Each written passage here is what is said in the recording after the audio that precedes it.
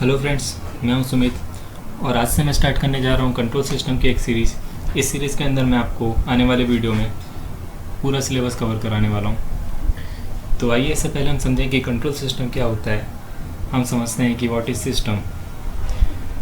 System is a set of element that process the input to give output.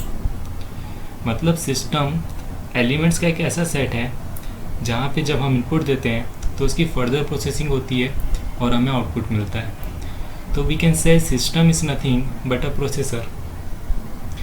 इस तरह के system के साथ जो सबसे बड़ी प्रॉब्लम थी वो ये थी कि यहाँ पे हमारा जो इनपुट था उसके ऊपर कोई कंट्रोल नहीं था, जिसकी वजह से हमारा सिस्टम डैमेज हो जाता था। तो हमें एक नए तरह की सिस्टम की ज़रूरत पड़ी, उसे हम कहते हैं कंट्रोल सिस्टम। तो आइए अब देखते हैं कि कंट्रोल सिस्टम क्या होता है। यहाँ पे आप देख सकते हैं कि हमारे पास एक एडिशनल ब्लॉक है विच इज़ कंट्रोलर। इस कंट्रोलर का मेन फंक्शन होता है इस इनपुट को कंट्रोल करना, और इसका जो आउटपुट होगा जो होगा कंट्रोल इनपुट, वो हमारे सिस्टम में एज ए इनपुट अप्लाई किया जाता है और हमें सिस्टम में प्रोसेसिंग होने के बाद आउटपुट मिलता है। तो इस तरह के सिस्टम को हम बोलते हैं कंट्रोल सिस्टम। यहाँ पे हम इनपुट को पहले कंट्रोल कर रहे हैं और फिर सिस्टम में इनपुट दे रहे हैं, जिसकी वजह से हमारा सिस्टम डैमेज नहीं होता।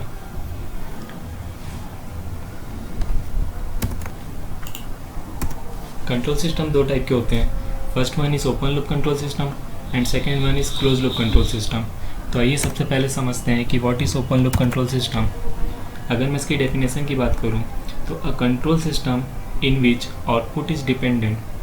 अ कंट्रोल सिस्टम, यहाँ पे आप ये दो ब्लॉक देख पा रहे हैं, ये पूरा हमारा कंट्रोल सिस्टम है जहाँ पे हमारे पास एक कंट्रोलर है और एक प्रोसेस है। Process is nothing but the system. A control system in which output is dependent on input but the controlling action is independent of output। इस तरह के सिस्टम में क्या होता है कि हमारा जो आउटपुट होता है वो इनपुट पे तो डिपेंड होता है, बट इसकी कंट्रोलिंग एक्शन आउटपुट पे डिपेंडेंट नहीं होती है। इसे हम एक एग्जांपल के थ्रू समझते हैं। आइए एक एग्जांपल देखते हैं। अगर मैं एक एग्जांपल लूँ बाइक या फिर एक स्कूटर का, तो यहाँ पे हम देख सकते हैं कि यहाँ पे जो इनपुट होगा वो होगा अप्लाइड प्रेशर जो कि हम एक्सीलरेटिंग पैडल पे अप्लाई करते हैं, और आउटपुट जो हमें मिलेगा वो होगी स्पीड। यहाँ पे जो कंट्रोलर होगा वो होगा एक्सीलरेटिंग पैडल एंड गियर, और जो हमारा सिस्टम होगा वो होगा इंजन।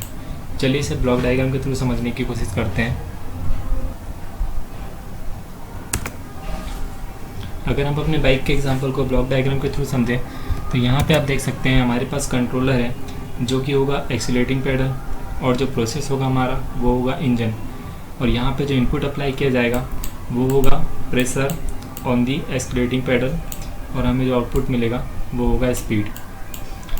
तो यहाँ पे आप देख सकते हैं, आप सबने बाइक चलाई होगी तो वहाँ पे आपने देखा होगा कि जैसे ही आप प्रेशर अप्लाई करते हैं एक्सीलरेटिंग पैडल पे तो हमें आउटपुट में मिलती है स्पीड, जो कि डायरेक्टली प्रोपोर्शनल टू होती है अप्लाइड प्रेशर के। तो जैसे जैसे हम प्रेशर बढ़ाते हैं हमें आउटपुट में मिलती है स्पीड। तो यहाँ पे आउटपुट जो है वो इनपुट पर तो डिपेंड है, बट कंट्रोलिंग एक्शन वो आउटपुट से इंडिपेंडेंट होता है। मतलब अगर मैं चाहूँ कि बाइक की स्पीड ऑटोमेटिकली कंट्रोल हो जाए तो वो पॉसिबल नहीं है, उसके लिए हमें एक्सटर्नल एफर्ट लगाने पड़ते हैं जो कि होता है ब्रेक।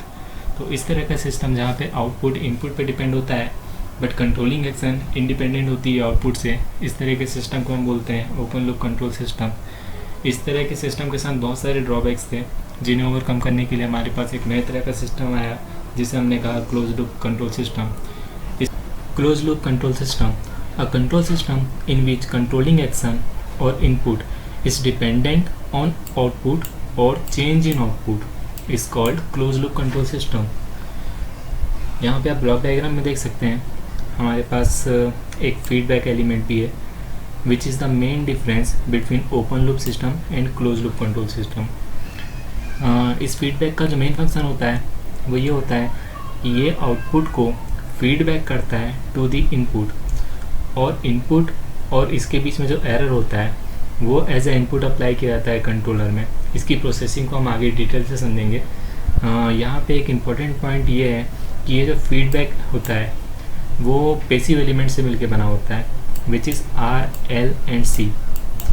इनके बारे में आप जानते ही होंगे, इंडक्टर, कैपेसिटर एंड रजिस्टर।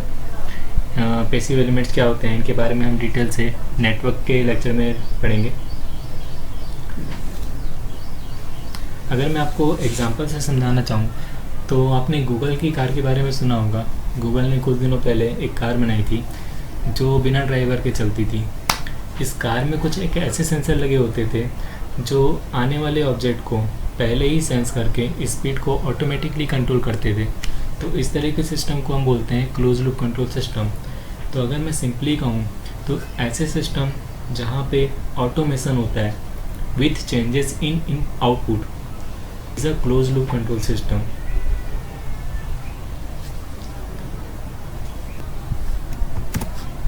आइए आगे बढ़ते हैं। यहाँ पे एक इम्पॉर्टेंट पॉइंट को मैंने नोट में डाल के रखा हुआ है, manual control system is also a open loop control system. इसके लिए मैं आपको एक एग्जांपल देता हूँ। सपोज़ कि आपको बाइक चलानी है विथ 40 किलोमीटर पर आवर की कांस्टेंट स्पीड के साथ में। आपके पास एक फ्लैट रोड है। अब मैं यहाँ पे आपको बोलूँ कि आपको बाइक चलानी है 40 किलोमीटर पर आवर की कांस्टेंट स्पीड के साथ में, तो आप देखेंगे जैसे ही स्पीडोमीटर में 40 किलोमीटर पर आवर की स्पीड पहुँचेगी तो आप जो प्रेशर अप्लाई करेंगे एट द इनपुट एंड पे उसे कांस्टेंट कर देंगे और आपकी बाइक जो है 40 किलोमीटर की कांस्टेंट स्पीड के साथ चलेगी। फिर आपके रास्ते में अगर कोई हिल आता है, सपोज़ इस तरह का कोई हिल आता है, तो जैसे ही आपकी बाइक यहाँ पहुँचेगी तो इसके बाद आपकी बाइक की स्पीड रिड्यूस होनी चालू हो जाएगी। तो उसे कंट्रोल करने के लिए आपका माइंड जो है आपकी बॉडी को इंस्ट्रक्शन देगा और आप इनपुट एंड पे प्रेशर बढ़ा देंगे, तो जिससे आपकी स्पीड कांस्टेंट रहेगी 40 किलोमीटर पर आवर की स्पीड पे। और सपोज़ आपके रास्ते में कोई वैली आती है इस तरह से, तो आपकी बाइक है यहाँ पे, तो यहाँ पे जैसे ही आप बाइक आगे बढ़ाएंगे तो आपकी बाइक की स्पीड ऑटोमेटिकली बढ़ने लगेगी। तो उसे कंट्रोल करने के लिए आपका माइंड जो है फिर से बॉडी को इंस्ट्रक्शन देगा कि स्पीड को 40 की स्पीड पे कांस्टेंट करें। तो उसके लिए आपकी बॉडी जो है ब्रेक लगाएगी और स्पीड कंट्रोल हो जाएगी 40 किलोमीटर की एक कांस्टेंट स्पीड पे। तो इस तरह का जो सिस्टम होता है, यहाँ पर भी आप देख सकते हैं कि आउटपुट, यहाँ पर भी आप देख सकते हैं कि जो इनपुट है और कंट्रोलिंग एक्शन है वो चेंज हो रहा है अकॉर्डिंग टू आउटपुट, जो कि कंट्रोल की क्लोज लूप कंट्रोल सिस्टम की डेफिनेशन में कहा गया है। तो क्या ये क्लोज लूप कंट्रोल सिस्टम है? नहीं, इस तरह के सिस्टम को हम ओपन लूप कंट्रोल सिस्टम बोलते हैं, क्योंकि यहाँ पे जो भी कंट्रोलिंग एक्शन हो रहा है वो हो रहा है मैनुअली। तो आइए अब कुछ एग्जांपल देखते हैं ओपन लूप कंट्रोल सिस्टम के लिए। सबसे पहले जो एग्जांपल है वो है इलेक्ट्रिक हैंड ड्रायर। अपने मॉल वगैरह में देखा होगा ये। इसके नीचे हम जैसे ही अपना गीला हाथ ले आते हैं ये ऑटोमेटिकली चालू हो जाता है और कुछ टाइम के बाद ये ऑटोमेटिकली बंद हो जाता है। इस तरह के एग्जांपल्स में स्टूडेंट को अक्सर कन्फ्यूजन होता है कि ये ओपन लूप है या फिर क्लोज लूप कंट्रोल सिस्टम है। यहाँ पर भी आप देख सकते हैं कि ऑटोमेशन हो रहा है, ये ऑटोमेटिक चालू हो रहा है और ऑटोमेटिक बंद हो रहा है, लेकिन ये एक ओपन लूप कंट्रोल सिस्टम है। क्यों? क्योंकि यहाँ पे जो भी ऑटोमेशन हो रहा है वो इनपुट के अकॉर्डिंग हो रहा है। जैसे ही हम अपना गीला हाथ ले आते हैं नीचे तो वहाँ पे एक सेंसर लगा होता है जो सेंस करके सिस्टम को ऑटोमेटिकली ऑन करता है। इसके बाद एक टाइमर होता है जो ऑन हो जाता है। सपोज़ कि अगर टाइमर लगाया है हमने 10 सेकंड का, तो 10 सेकंड के बाद ऑटोमेटिकली ये डिवाइस बंद हो जाएगा। तो इस तरह के सिस्टम को हम बोलते हैं ओपन लूप कंट्रोल सिस्टम। इसके बाद हमारा जो एग्जांपल है वो है ऑटोमेटिक वॉशिंग मशीन। यहाँ पर भी ऑटोमेशन होता है, लेकिन यहाँ पर भी मशीन को कोई मतलब नहीं होता आउटपुट से। इस तरह के सिस्टम को हम बोलते हैं open loop control system. Bread toaster and light switch. Light switch भी एक ओपन लूप कंट्रोल सिस्टम है। जब भी हम स्विच ऑन करते हैं तो हमारा बल्ब ग्लो हो जाता है। बल्ब को इससे कोई मतलब नहीं होता कि रूम में रोशनी की ज़रूरत है भी या नहीं। तो इस तरह के सिस्टम को हम बोलते हैं open loop control system. This are the advantage of open loop control system. यहाँ पे डिस्क्राइब करने जैसा कुछ नहीं है। मैं चाहूँगा आप इस वीडियो को पॉज करें और इसे अपने नोटबुक में नोट कर लें, क्योंकि यहाँ से भी 1 नंबर के क्वेश्चन बन सकते हैं।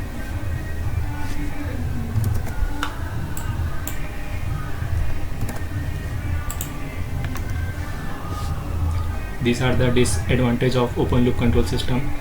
आप वीडियो को पॉज करके इसे नोट कर सकते हैं। तो चलिए अब आते हैं कुछ practical example close loop control system के लिए। सबसे पहला जो एग्जांपल है इलेक्ट्रिक आयरन, ये एक क्लोज लूप कंट्रोल सिस्टम का एग्जांपल है। यहाँ पे जो हीटिंग एलिमेंट होता है उसके अकॉर्डिंग ये ऑन होता है और ऑफ होता है। मिसाइल, इस तरह के जो मिसाइल होते हैं ये क्लोज लूप कंट्रोल सिस्टम होते हैं। आपने देखा होगा जब इन मिसाइल को छोड़ा जाता है तो ये ऑब्जेक्ट की पोजीशन और ऑब्जेक्ट की मोशन के अकॉर्डिंग अपनी पोजीशन और अपनी मोशन को चेंज करते हैं। तो इस तरह के सिस्टम को बोलते हैं close loop control system. Air conditioner, ये सबसे एक अच्छा एग्जांपल है क्लोज लूप कंट्रोल सिस्टम के लिए। सपोज़ हमें अपने रूम का टेम्परेचर सेट करना है 23 डिग्री सेल्सियस पे और हमारे रूम का टेम्परेचर है 28 डिग्री सेल्सियस। तो जैसे ही हम यहाँ पे एयर कंडीशनर को ऑन करते हैं तो वहाँ पे एक सेंसर लगा होता है जिसको बोलते हैं थर्मोस्टेट। ये थर्मोस्टेट रूम के टेम्परेचर को सेंस करता है और इसे फीडबैक करता है टू द इनपुट। अब सपोज़ कि रूम का टेम्परेचर है 28 डिग्री सेल्सियस और हमें चाहिए 23 डिग्री सेल्सियस, तो यहाँ पे जो एरर आएगा वो आएगा 5 डिग्री सेल्सियस का। तो ये जो 5 डिग्री सेल्सियस टेम्परेचर होगा ये इनपुट में प्रोवाइड किया जाएगा और उसके अकॉर्डिंग हमारी मशीन वर्क करेगी और रूम के टेम्परेचर को डाउन करेगी। तो air conditioner is a type of close loop control system. ये कुछ एग्जांपल हैं क्लोज लूप कंट्रोल सिस्टम के लिए। यहाँ पे एक्सप्लेन करने जैसा कुछ नहीं है। मैं चाहूँगा आप इस वीडियो को पॉज करें और इसे नोट कर लें। This are the disadvantage of close loop control system. इसे आप अपने नोटबुक में नोट कर सकते हैं क्योंकि यहाँ से भी 1 नंबर के क्वेश्चन बन सकते हैं।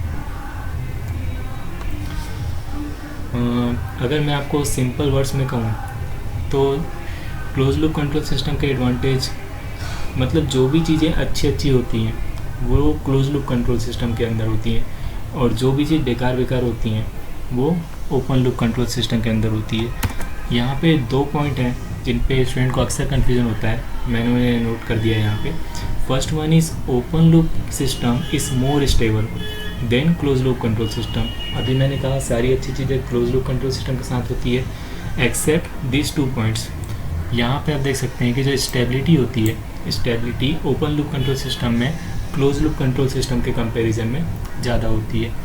और इसी तरह से दूसरा पॉइंट है गेन। तो जो गेन होता है ओपन लूप कंट्रोल सिस्टम का वो क्लोज लूप कंट्रोल सिस्टम से ज़्यादा होता है। तो आज के लेक्चर के लिए बस इतना ही फ्रेंड्स। मेरे पास कोई प्रोफेशनल इक्विपमेंट्स नहीं है वीडियो रिकॉर्ड्स करने के लिए, इस वजह से आप बहुत सारा नॉइज़ सुन पा रहे होंगे पीछे से।